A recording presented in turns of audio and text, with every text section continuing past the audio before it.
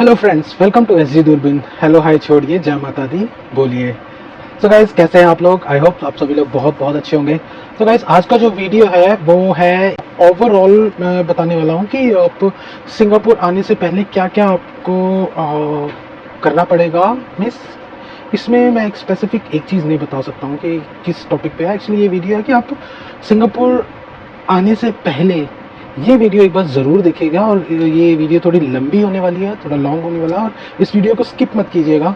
अगर आपको ऑलरेडी जो मैं टॉपिक्स मीन्स इसमें जो टॉपिक मैं बता रहा हूँ और स्टेप बाय स्टेप मैं हर चीज़ें आपको बताऊँगा, और आपको थोड़ी अगर बोरिंग भी लगे या आपको लगे कि आपको पता है, तो फिर भी मैं ये कहूँगा कि आप एक बार ये वीडियो ज़रूर देखें, क्योंकि और इस वीडियो को स्किप मत कीजिएगा, क्योंकि इसमें मैं एक बहुत सी छोटी छोटी बातें आपको बताने वाला हूँ सिंगापुर के बारे में, जिससे आपको एक सिंगापुर आने से पहले एक डिसीज़न लेने का सिंगापुर आने का डिसीज़न लेने में बहुत हेल्प होगी। और जब आप अगर आप सिंगापुर आ रहे हैं और उसमें भी आपको बहुत हेल्प मिलेगी, क्योंकि मैंने बहुत सी वीडियोस देखी हैं जो ऑनलाइन यूट्यूब पर ही देखी है, मैंने इंस्टा पर भी देखी है, जो सिंगापुर के बारे में बहुत सी चीज़ें बोल रहे हैं, कुछ स्टूडेंट भी बोल रहे हैं। उसके ऊपर भी मैं वीडियो बनाऊंगा, लेकिन मैं एक्चुअली आज ही ये वीडियो बनानी थी उसके बारे में, लेकिन किसी दिन और से ही।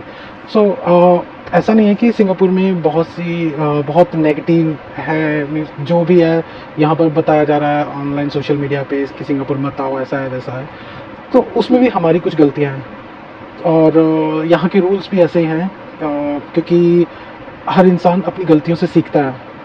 इन शॉर्ट में यही बताऊंगा, क्योंकि इसका मतलब ये है कि हर इंसान अपनी गलतियों से सीखता है। कुछ इंसान है कि कुछ इंसान है जो अपनी गलतियों से सीखते हैं, और कुछ इंसान है कि जो दूसरों की गलतियों से सीखते हैं। तो सिंगापुर का लॉ भी, सिंगापुर की गवर्नमेंट भी ऐसी है कि वो अगर हम कुछ करते हैं या कोई भी किसी तरह की गलती करता है, कोई भी लॉ या कुछ भी रूल्स तोड़ता है, तो वो उसी मीन्स उस चीज़ को, जो भी हुआ है, जो गलती हुई है, उस चीज़ को दोहराया ना जाए या दोबारा वैसी चीज़ ना हो, और तो वो उसके ऊपर एक नया रूल बना देते हैं। तो ये सिंगापुर का रूल है कि कोई भी किसी भी तरह का क्राइम होता है तो उस क्राइम को रिपीट ना हो वो क्राइम, तो उस पर जितनी जल्दी हो सकता है उसके ऊपर एक नया रूल बना दिया जाता है। So anyways guys, let's start the video. और वीडियो स्टार्ट करने से पहले please like and subscribe the channel, share करना मत भूलिएगा। Thank you.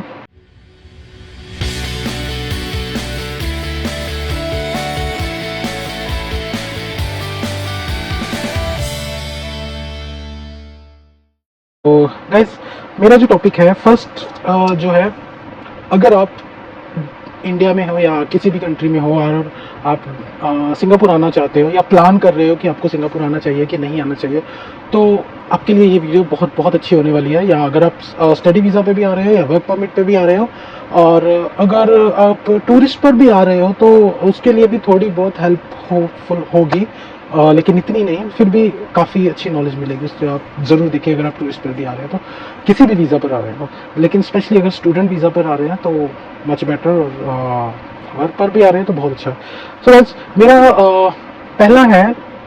पहला जो टॉपिक है वो है रिसर्च।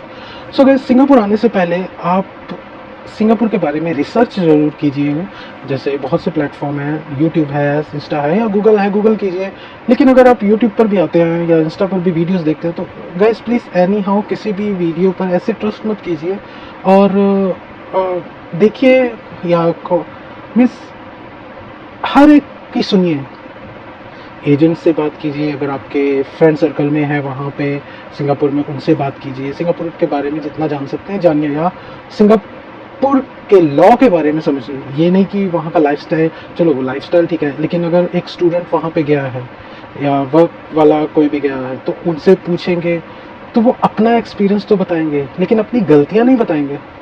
वो बुराई ज़रूर करेंगे सिंगापुर के बारे में कि सिंगापुर ऐसा है, बहुत स्ट्रिक्ट है, ये वो, लेकिन अपनी गलतियाँ भी नहीं बताएंगे कि उनकी भी क्या गलतियाँ हैं, लोग क्या गलत कर रहे हैं, ये भी तो देखें। और आज मैं अगर सिंगापुर में हूँ, सिंगापुर में सबसे ज़्यादा इस टाइम कौन बदनाम रखा, मैं एक इंडिया में एक ये नहीं कि एक ही कम्युनिटी की बात कर रहा हूँ, ये सच भी है। आज के टाइम में पंजाब और हरियाणा, इन दोनों को वीज़ा बहुत मुश्किल से दे रहा है सिंगापुर। सिंगापुर ही नहीं, बहुत सी कंट्रियों ने ऐसा किया है कि पंजाब और हरियाणा को वीज़ा नहीं दे रहे हैं, tourist visa, I mean student visa. बहुत मुश्किल से उनका अप्रूवल आ रहा है। क्यों? हम लोग बदनाम हो चुके हैं गाइज। हम लोग लॉ तोड़ते हैं, वहाँ पर जाते हैं। जो मैंने आज वीडियो देखी, वहाँ पे बच्चे क्या कर रहे हैं, स्टूडेंट ही हैं, ऑन द स्ट्रीट ड्रिंक कर रहे हैं और उल्टा सीधा गवर्नमेंट को बोल रहे हैं रूल आप खुद तोड़ रहे हो। ठीक है, लड़ाई झगड़े करने हैं, अगर हम काम पे कहीं पे पार्ट टाइम जॉब कर रहे हैं तो वहाँ पे झगड़े करने हैं कि, और इस बहुत सी ऐसी छोटी छोटी चीज़ें हैं। अगर हम मेट्रो में बैठे हैं, बस में बैठे, इतना लाउड बात कर रहे हैं, ये बहुत सी चीज़ें ये नोटिस होती हैं वहाँ पे। और ये अगर आप वहाँ पे रह रहे हो, आपको भी ये चीज़ें पता लग जाएंगी कि आपको क्या मैं सच बोल रहा हूँ कि झूठ बोल रहा हूँ। हर कंट्री में इस टाइम ऐसा हो रखा है। हम इंडियंस बहुत बदनाम हो चुके हैं, बहुत ज़्यादा, क्योंकि हम लोग लॉ बहुत तोड़ रहे हैं, बहुत ही वहाँ के रूल्स फॉलो नहीं कर रहे हैं। So guys, please I am requesting you all कि अगर आप जा रहे हो आउट ऑफ द कंट्री, किसी भी कंट्री में जा रहे हो, इंडिया से बाहर या ऑलरेडी वहाँ पे हो, सो ट्राई कीजिए, वहाँ के रूल फॉलो कीजिए। और आप एक इंडियन ही नहीं, आप इंडिया के रिप्रेजेंटेटिव हो, और आप पर ही, आपके बिहेवियर पर ही डिपेंड करता है कि हमारे इंडिया की वैल्यू कैसे बढ़ेगी या क्या है वैल्यू। सो अगर हम इन चीज़ों को कंट्रोल में रखेंगे, इन चीज़ों को फॉलो करेंगे, तो हमारी गवर्नमेंट भी हमें हेल्प करेगी। और आगे से वो अगर दूसरी कंट्रियां, अगर कोई कंट्री से अगर हमारी गवर्नमेंट बात करती है कि हमें अगर फ्री वीज़ा नहीं करना है तो actually at least on arrival visa दे दीजिए, तो आगे ये क्वेश्चंस आते हैं, दूसरी कंट्रियाँ क्वेश्चन करती हैं कि हम ठीक है रैंक दे देते हैं अगर देंगे तो, लेकिन जो आपके रिप्रेजेंटेटिव्स आते हैं उनको भी तो ये चीज़ें समझनी चाहिए। सो ये बहुत ही डीप नॉलेज है गाइज, ये सच में ऐसा होता है। So really please follow the rules. Okay, research की बात कर रहा था मैं कि रिसर्च कीजिए सिंगापुर के बारे में, क्या उनके लॉ हैं और क्या आगे फ्यूचर में क्या इनके रूल्स आने वाले हैं, ये सब पता कीजिए, और यहाँ का लाइफस्टाइल क्या है, हर चीज़। उसके बाद आपने डिसीज़न लिया कि हाँ आपको सिंगापुर अच्छा लगा, आपको सिंगापुर जाना है, उसके बाद आप एजेंट के पास जाइए। डिसीज़न लेने के बाद आप एजेंट से बात कीजिए, या जो भी है आपका फ्रेंड सर्कल में कोई भी है उससे बात कीजिए कि हाँ आपको इस वीज़ा पे या स्टडी वीज़ा पे या टूरिस्ट वीज़ा पे, वर्क परमिट पे, जो भी है, जिस पे भी आना है, ठीक है, उस पर आइए। वर्क परमिट तो अभी थोड़ा टफ हो रखा है। अगर हम स्टडी वीज़ा की ही बात करें, आपको स्टडी वीज़ा पे आना है, एजेंट से अपनी बात कीजिए। एक एजेंट से नहीं, 2 3 4 एजेंट से ऑनलाइन पता कीजिए, अपने फ्रेंड सर्कल में पूछिए, ठीक है, क्या फ़ीस है, क्या क्लासेस के क्या टाइमिंग्स होते हैं, ये सारा प्रॉपर आपको ऑफकोर्स पता लगेगा, लेकिन फिर भी एक अच्छे से पता कीजिए वहाँ पे कितने कॉलेज हैं, ठीक है, आपको प्राइवेट कॉलेज में जाना है या गवर्नमेंट कॉलेज में जाना है। तो गाइस यहाँ पे भी एक कन्फ्यूज़न है, मुझे बहुत से लोग कहते हैं कि मुझे गवर्नमेंट कॉलेज में जाना है, क्योंकि गवर्नमेंट कॉलेज में आपको वर्क अलाउ होता है, पार्ट टाइम जॉब करनी अलाउ होती है, लेकिन प्राइवेट कॉलेज में आपको अलाउ नहीं है। लेकिन इन फ्यूचर ऐसा रूल आने वाला है सिंगापुर में कि प्राइवेट कॉलेज वालों को भी कुछ आवर्स होंगे वीकली जो अलाउ होगा उनको वर्क करना, लेकिन उसमें आपको आइलेट्स भी ज़रूरी होगा। और गवर्नमेंट कॉलेज थोड़े एक्सपेंसिव है यहाँ के, थोड़े नहीं बहुत एक्सपेंसिव है, तो अगर आप फाइनेंशियली स्ट्रॉन्ग हैं तो तभी सोचिएगा गवर्नमेंट कॉलेज का। और प्राइवेट कॉलेजेस का ऐसा कोई कंफ्यूज होने की ज़रूरत नहीं है, ये कॉलेज अच्छा है ये बुरा है, ऐसा कुछ नहीं है। सभी कॉलेज ऑलमोस्ट सभी सेम ही हैं और रूल्स भी सेम हैं, कोई ज़्यादा डिफरेंस नहीं है।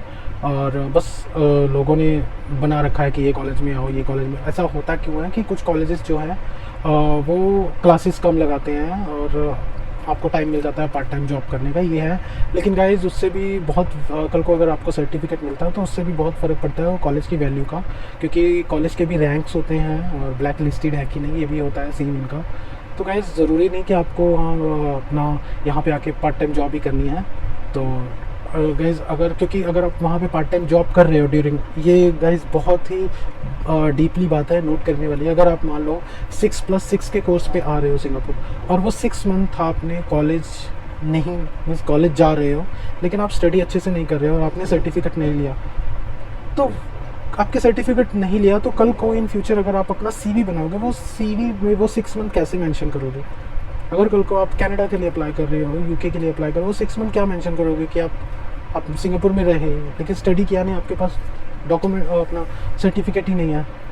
तो वो एक नेगेटिव इफेक्ट पड़ता है। तो गाइस कोशिश कीजिएगा कि पास आउट कीजिए वो, हाँ जॉब कीजिए, कोई बात नहीं है, जॉब तो चलो हर एक को करनी है, खर्चा अपना पूरा करनी है, लेकिन मैं बता रहा हूँ कि ये भी ज़रूरी है आपको। क्या आपने कॉलेज चूज़ किया, उसके बाद आपको एप्लीकेशन लगानी है। अप्लाई कराने से पहले का हम प्रोसेस लेके चलते हैं। आपके डॉक्यूमेंट्स लगते हैं गाइस। एक तो एप्लीकेशन फ़ीस होती है $50 ही होती है, इससे ज़्यादा नहीं होती है, लेकिन कुछ रीज़न्स होते हैं जिससे आपका जो भी जिससे आप एप्लीकेशन लगवा रहे हो वो ज़्यादा मांग रहा है, तो उसके भी कुछ रीज़न होते हैं। जैसे कि अगर आप एक लोकल कोई एजेंट है आपके यहाँ पे जहाँ पे भी आप रह रहे हो, घर के पास एजेंट है, उससे अप्लाई किया, वो क्या करेगा, आपके ओरिजिनल डॉक्यूमेंट्स रख लेगा या कॉन्ट्रैक्ट साइन करवा लेगा, तो उसमें आपसे कोई एडवांस नहीं लेगा, ठीक है, वो कह देगा कोई एडवांस, इवन एप्लीकेशन फ़ीस भी नहीं लेगा, क्योंकि उसने आपसे डॉक्यूमेंट साइन करवाए हैं। ये होता है सिर्फ। या तो कुछ केसेस में होता है आपने किसी और बंदे से कांटेक्ट किया, वो आपकी सिटी में नहीं है या सिंगापुर में ही है, किसी भी कंट्री में, लेकिन आपके वो ओरिजिनल डॉक्यूमेंट नहीं रख सकता है और आपसे कॉन्ट्रैक्ट साइन नहीं करवा सकता। वो बंदा आपसे डिपेंड करता है वो बंदे पर, या तो आपसे $500 चार्ज करेगा, $100 या $200 जो भी है चार्ज करेगा, वो आपसे ले लेगा एडवांस में, तो आपकी एप्लीकेशन लग जाएगी। उसके बाद आपको एप्लीकेशन लगने के बाद ऑफ़र लेटर आता है, ठीक है। हाँ, एक बात और है, कुछ लोग जो है एडवांस इसलिए लेते हैं कि ऑफ़र लेटर आने के बाद स्टूडेंट मना कर जाता है कि मुझे नहीं जाना, मुझे सिंगापुर नहीं जाना। तो उसमें क्या होता है, जो बंदा आपका काम करवा रहा है उस बंदे की भी इमेज ख़राब होती है कॉलेज में, क्योंकि ऑफ कोर्स उसके भी अच्छे कॉन्टैक्ट होंगे, तो शायद उसकी भी फिर इमेज ख़राब होती है। ऐसे केस ख़राब हो तो दोबारा कॉलेज भी उसकी एप्लीकेशन एक्सेप्ट नहीं करता है। तो ऐसा भी गाइस रीज़न होता है, तो इसलिए वो भी चार्ज करता है। और वो फिर क्या है कि आपने अगर मना कर दिया तो उसने भी तो आगे कॉलेज को पे किया है, तो वो भी पैसे ख़राब है, ठीक है। वैसे तो ऑफ़र लेटर में भी कोई खर्चा नहीं आता, मैं सच बोलूँ तो। और उसके बाद जब ऑफ़र लेटर आने के बाद आपकी एप्लीकेशन लगेगी, हाँ गाइस, सबसे पहले आपको डॉक्यूमेंट्स भी देने हैं। उसमें क्या आता है, पासपोर्ट की कॉपी आ गई फ्रंट एंड बैक, और एक पासपोर्ट साइज़ फ़ोटो हो गई वाइट बैकग्राउंड के साथ हो जाती है, और आपके एकेडमिक सर्टिफिकेट हो जाते हैं, आपने 10th किया है, +2 किया है, ग्रेजुएशन और मास्टर्स जो भी किया है उसके सारे डॉक्यूमेंट्स होते हैं।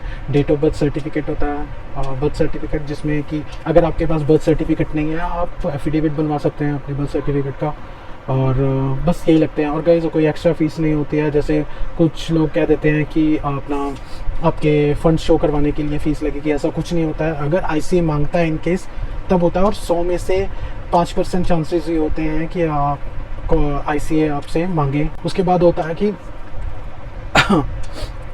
आपके पास एक्सपीरियंस लेटर नहीं है या कुछ सर्टिफिकेट्स लगाने हैं, तो उसके चार्जेस अलग से लेते हैं कि आपका, हाँ जैसे आपका गैप फिल करना है, आपका स्टडी के बीच में गैप है वो फिल करना है, उसको बोल के पैसे ले लेंगे गाइस। ऐसी कोई पेमेंट किसी को मत दीजिएगा। और जो कॉलेज की फ़ीस होती है 2.5 लाख से लेके 3.5 के बीच में होती है, इससे ज़्यादा 3.5 से ज़्यादा कोई फ़ीस नहीं है किसी भी कॉलेज में। जो फालतू अगर आप हायर स्टडी के लिए जाए वो अलग बात है, लेकिन इससे ज़्यादा फ़ीस देने की आपको ज़रूरत नहीं है। उसके बाद आपका जो आएगा वीज़ा, जब आएगा वीज़ा अप्लाई होगा। वीज़ा अप्लाई होने का भी टाइम मीन्स वीज़ा आने का भी टाइम होता है, मैक्सिमम 35 डेज़ होते हैं, इससे ज़्यादा नहीं, मैक्सिमम 35 to 40 डेज़ लगते हैं, इसके बीच में आपका रिज़ल्ट आ जाता है। और जब आपका वीज़ा आता है, वीज़ा आने के बाद अगर तो आपने किसी लोकल एजेंट या जो आपके घर के पास ही है उसने अप्लाई किया, तो वो आपको ऑनलाइन ही दिखा देगा वीज़ा। ये देखिए, ऑनलाइन ही सर्च करके आपको ऑनलाइन ही शो कर देगा कि ये आपका वीज़ा आ गया है, जिससे आपको कोई डाउट नहीं होगा आईसीए की वेबसाइट में। लेकिन अगर कोई बंदा आपसे दूर है, जैसे सिंगापुर से कोई अप्लाई कर रहा है, तो उस सीन में क्या होता है, कॉलेज आपको या वो बंदा आपको वीज़ा लेटर भेजेगा कि आपका वीज़ा आ गया, लेकिन उसमें आपका 16 नंबर एक होता है लेटर के ऊपर, वो 16 नंबर हाइड किया होता है। उससे क्या होता है कि वो 16 नंबर हाइड इसलिए होता है कि आपको वीज़ा दे दिया है, लेकिन वो 16 नंबर के बिना आप ऑनलाइन वीज़ा चेक नहीं कर सकते और फ्लाई भी नहीं कर सकते हो।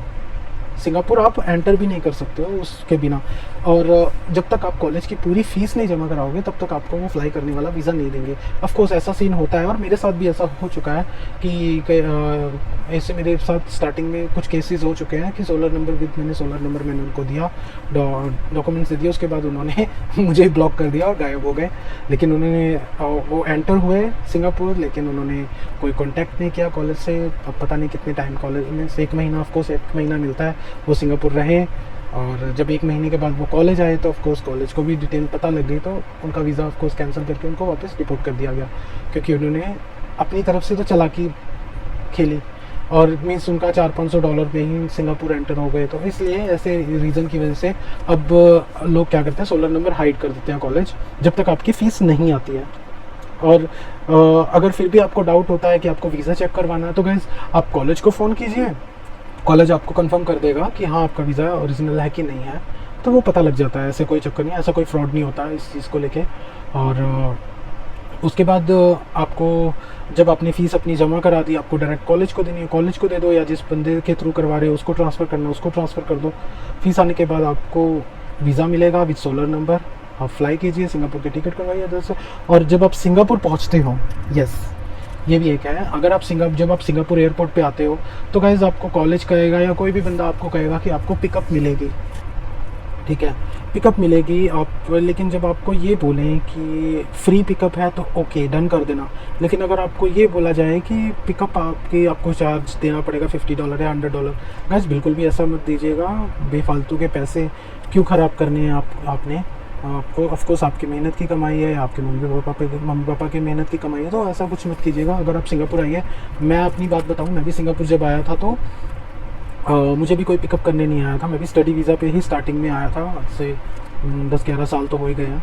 तो मेरे कॉलेज और एजेंट के बीच में कुछ मिसकम्युनिकेशन की वजह से मुझे पिकअप करने के लिए कोई नहीं आया था। तो ये मेरा खुद का एक्सपीरियंस है, मैं अपने एक्सपीरियंस से भी सीखा और मैं चाहता हूँ कि मेरे एक्सपीरियंस से ही आप भी सीखें। सो गाइस मैंने क्या किया, मैंने वहाँ का, मेरे पास तब एंड्रॉयड फ़ोन आई थिंक नहीं था, एंड्रॉयड फ़ोन भी नहीं था, वाईफाई तो ऑफ कोर्स क्या उस टाइम में कहाँ मुझे पता होता था इतना। तो मेरे पास टच नहीं बटन वाला फ़ोन होता था नोकिया का। तो वहाँ से मैंने सिम लिया, सिम लेने के बाद मेरे पास जो कॉलेज का ऑफ़र लेटर था और वीज़ा था, सीधा मैं एयरपोर्ट के बाहर निकला टैक्सी पिकअप पॉइंट पे, वहाँ पे टैक्सी की और टैक्सी ड्राइवर को कॉलेज का दिखाया, लेटर दिखाया, सीधा कॉलेज ने मुझे टैक्सी ने मुझे कॉलेज पहुंचा दिया उसके बस कॉलेज के बाहर। सो गाइस आप भी ऐसे कीजिएगा अगर आपको कोई पिकअप करने नहीं आ रहा, और ज़रूरत भी नहीं, इतना डरने की ज़रूरत नहीं है आपको कि आपको वहाँ पे खो जाओगे। सिंगापुर बहुत सेफ़ है, ऐसा कोई फ्रॉड नहीं होता, आपको कहीं टैक्सी वाला कहीं नहीं लेके जाएगा, किसी तरह का कोई फ्रॉड नहीं है, बहुत ही सेफ़ कंट्री है। और ये नहीं कि आपको राउंड घुमाएगा टैक्सी वाला, ऐसा भी कुछ नहीं है। तो गाइस आप एयरपोर्ट पहुँचिए, आप खुद टैक्सी कीजिए, ऑफ़र लेटर आपके पास होती है, आप टैक्सी कीजिए। अगर आप टैक्सी नहीं करना चाहते हो तो टैक्सी की जगह पे एक और ऑप्शन है, वो और सस्ती है टैक्सी। आई थिंक अगर आपको किसी भी कॉलेज में सिंगापुर में जाना है तो एयरपोर्ट से कॉलेज जाने के लिए max to max I think $30 लगेंगे, इससे ज़्यादा नहीं लगेंगे, मैक्स टू मैक्स $30। और टैक्सी भी वो कीजिएगा जो रेड कलर की, रेड नहीं, टैक्सी भी वो कीजिएगा जो एक ब्लू कलर की होगी और येलो कलर की, और कोई और टैक्सी मत कीजिएगा, या तो येलो या तो ब्लू कलर की टैक्सी कीजिएगा, और कोई भी मत कीजिएगा क्योंकि वो थोड़ी चीप हैं। और दूसरा वे है सस्ता, वो है मेट्रो, जिसको हम MRT कहते हैं सिंगापुर में। तो वो तो बहुत ही सस्ता है, अगर आप किसी भी कॉलेज में जा रहे हो एयरपोर्ट से तो आई थिंक आपका $10 में $15 के अंदर आप पहुंच जाओगे, और उसमें भी आपके पैसे बच जाएंगे। लेकिन उसके लिए थोड़ा डिफ़िकल्ट होगा नए बंदे के लिए। और अगर आप जा रहे हो, आपको मेरी ज़रूरत पड़ेगी, अगर आप फिर भी पैसे बचाना चाहते हो, आप मुझसे कांटेक्ट कर सकते हैं। आई होप कि मुझे टाइम हो उस टाइम में जब आप मुझे कॉल या मैसेज करें तो मैं आपको हेल्प कर सकूं, और आपको मैं वे बता सकता हूं कि कैसे जाना है। और मेट्रो के थ्रू बहुत ईजी वे है, और उससे भी आपके काफ़ी पैसे बचेंगे, तो ये भी कर सकते हैं गाइस।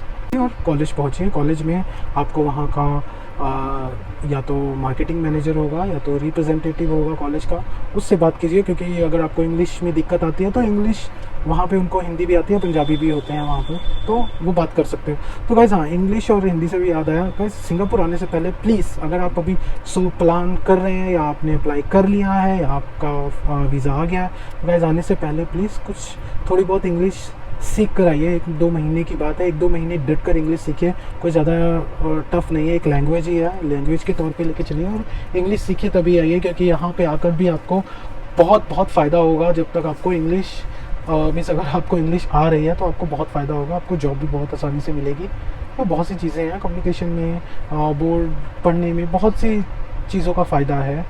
और इंग्लिश ज़रूर सीख के आइए गाइस। मैंने यहाँ पे देखा है बहुत से स्टूडेंट आते हैं जिनको कुछ भी नहीं आता, फिर बाद में आके वो सिंगापुर को गालियाँ देता है, जो बहुत ही गलत है।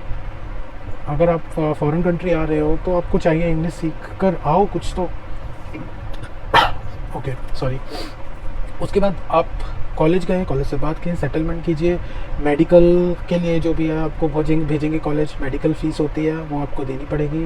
आई थिंक $50 से लेके 150 इन बिटवीन ऐसे कुछ होता है, अराउंड इतना ही फ़ीस होगा, मीन्स $100 या 150 ऐसा कुछ होता है। और आप मेडिकल होने के बाद आपका ICA की अपॉइंटमेंट होगी, और ICA की अपॉइंटमेंट जब होगी उसमें, क्योंकि ICA की अपॉइंटमेंट के टाइम में ही आपको सिंगापुर का स्टडी वीज़ा का आई कार्ड बनेगा, स्टूडेंट पास, वो मिलेगा। और इस प्रोसेस में अराउंड 15 दिन तो लग जाते हैं, 15 दिन, कई बार महीना भी लग जाता है अगर उस अपॉइंटमेंट के स्टेट की मिल रही है, कई बार ज़्यादा बिजी होता है ICA, तो इसलिए तो ऐसा कोई चक्कर नहीं है। अगर आपको, क्योंकि जब आप सिंगापुर एंटर करते हो तो आपका 1 महीने का वीज़ा मिलेगा, एंट्री वीज़ा होता है वो, अगर एक्सपायर हो भी गया फिर भी कॉलेज आपका एक्सटेंड करवा देगा, ऐसा कोई डर नहीं होता जब तक आपको पास नहीं मिलता है। तो पास मिलने के बाद आपको जो भी है 6 महीने का वीज़ा स्टडी का मिल जाता है, जो भी है। तो गाइस ये है। उसके बाद हाँ, अकोमोडेशन की भी बात आती है, कॉलेज भी करवा देता है अकोमोडेशन, या आप जिस एजेंट के थ्रू करवा रहे हैं उससे बात कर लीजिए, जिससे भी काम करवा रहे हैं, जो भी वीज़ा करवा रहा है उससे बात कर लीजिए, नहीं तो कॉलेज दिलवा देता है। तो ये है। लेकिन जॉब का, ऑफकोर्स जॉब का आके यहाँ पे आपको खुद सर्च करना है। और गाइस यही मैं रिक्वेस्ट करूँगा कि सिंगापुर आने पर प्लीज़ गलत चीज़ें मत कीजिए, जैसे कि ड्रिंक करना, रोड पर ड्रिंक करके मिसबिहेव करना लोगों से, यहाँ के लोगों से ऊंची ऊंची बातें करना, ये चीज़ें प्लीज़ कंट्रोल कीजिए। और बेफालतू के खर्चे मत कीजिए, जो भी आप पैसे लेके आए हैं अपने साथ उनको सेव कीजिए। और हाँ, पैसे अगर आप सिंगापुर आ रहे हैं तो अपने पॉकेट में 1000 सिंगापुर डॉलर इनफ है, इतने लेके आइए अपने साथ, जो भी आपको हेल्प होगा बहुत, तो इससे ज़्यादा की ज़रूरत भी नहीं पड़ेगी। और अगर आपको पार्ट टाइम जॉब मिल गया तो। और so guys, thank you very much. I hope आपको ये वीडियो बहुत अच्छी लगी होगी। और प्लीज़ सब्सक्राइब और लाइक और शेयर ज़रूर कीजिएगा। और किसी भी तरह की क्वेरी या क्वेश्चन हो आप मुझे व्हाट्सअप कर सकते हैं या कमेंट डाल सकते हैं नीचे दिए गए व्हाट्सअप नंबर पर। और मिलते हैं नेक्स्ट वीडियो में।